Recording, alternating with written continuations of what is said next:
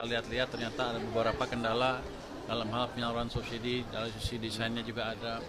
Jadi kita lihat masih ada orang yang relatif kaya atau kaya, super kaya kalau di Indonesia mungkin, yang masih mendapat subsidi. Nanti ke depan akan kita lihat di mana perbaikannya. Kita simpulkan sih tadi dalam 2 tahun ke depan kita akan redesign strategi subsidi sehingga betul-betul tepat sasaran, dan yang kaya sekali mungkin DSI 8, 9, 10 subsidinya akan dikurangi secara signifikan. Kalau perlu uangnya kita balikin ke yang desil 1, 2, 3, 4 yang lebih miskin. Itu kira-kira utamanya itu, dan itu perlu desain macam-macam karena melibatkan juga BUMN dari Danantara. Nggak ada, kalau kenapa saya juga nggak tahu, saya ikut aja.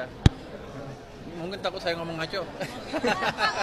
Pak, soal bencana Pak, apakah dampaknya kepada pertumbuhan ekonomi yang kuartal 4 seperti apa Pak? Dan apa yang akan berdampak tapi tidak sampai memperlambat terlalu signifikan. Apalagi nanti kalau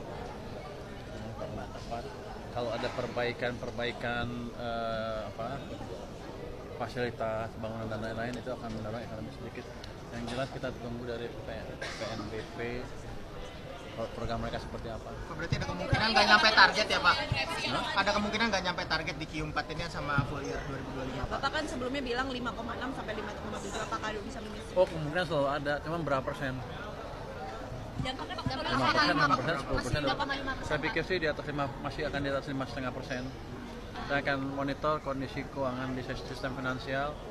Kalau masih dianggap kurang, saya akan gelontorkan lagi uang saya ke perbankan. Pak, BNPB sudah mengajukan Anggaran Pak. Kami masih tunggu. belum. Tapi uang mereka udah punya uang di anggaran mereka ada 500 miliar lebih, mungkin belum habis.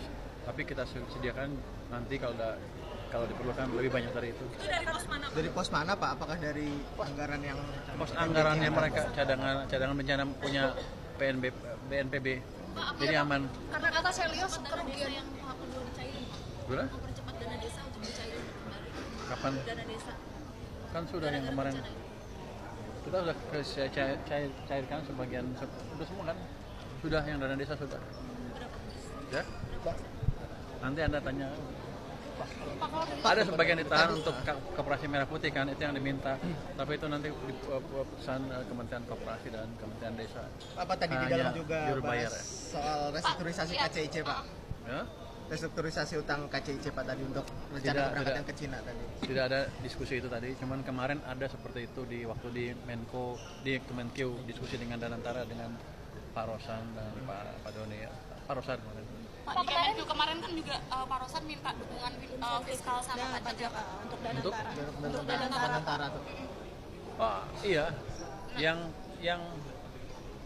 yang memang sesuai dengan peraturan ya kita kasih, yang enggak ya nggak dikasih, kan gitu. Ada yang dikasih, ada yang enggak. Yang dikasih apa Pak? Yang dikasih itu seperti dia kan akan restrukturisasi tuh, konsolidasi, kan seperti jual beli antara satu perusahaan ke perusahaan lain. Dia bilang itu kalau selalu bayar pajak semua ya kemahalan.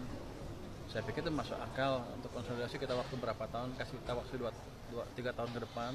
Setelah itu setiap corporate action kita akan charge, kita akan kenakan pajak sesuai dengan aturan. Ini kan Danantara kan baru, dan itu juga proyek pemerintah, jadi itu hal yang wajar.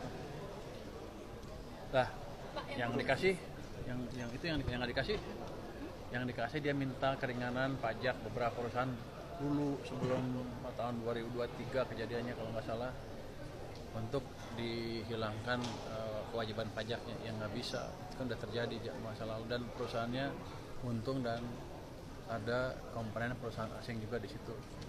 Pak, kalau pengurangan subsidi tadi dia ada angka Ada signifikan perubahan nggak sih Pak? Pengurangan apa? Tadi Bapak bilang ada subsidi. Oh, bukan dikurangin, kita redesign subsidinya supaya lebih tepat sasaran.